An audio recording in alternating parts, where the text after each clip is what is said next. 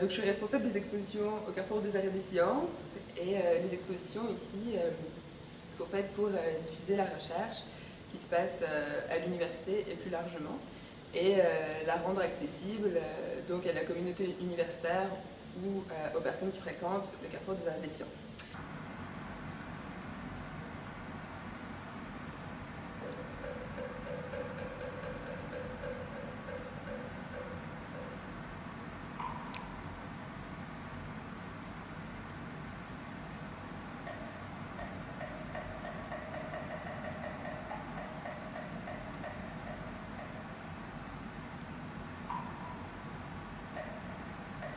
Je pense qu'avec cette exposition-là, on arrive à montrer une facette de la recherche en littérature comparée qui dépasse peut-être les frontières que les gens conçoivent dans leur tête, les frontières de la discipline qui sont conçues par les gens qui ne font pas de littérature comparée dans leur vie.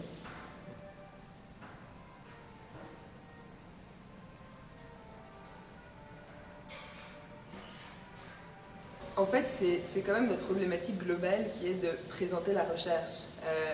La recherche, en général, est fondamentalement intangible. On n'a pas d'objet à montrer, souvent.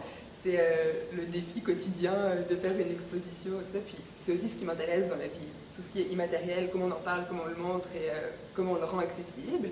C'est sûr que c'est beaucoup plus facile de faire une exposition avec des objets.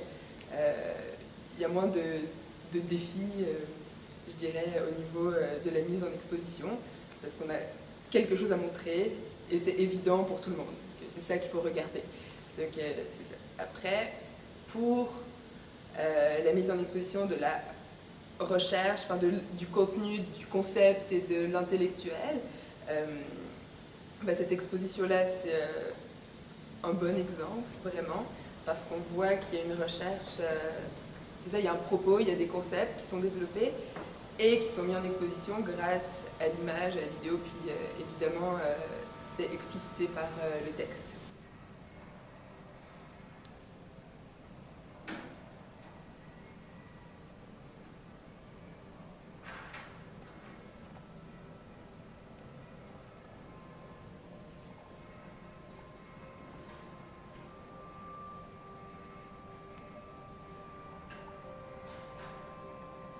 Je pense que c'est les défis de la nouvelle muséologie, mais ça date des années 70, je pense, maintenant, mais on est encore en train de créer, de se poser des questions, parce qu'on ne sait toujours pas comment le faire.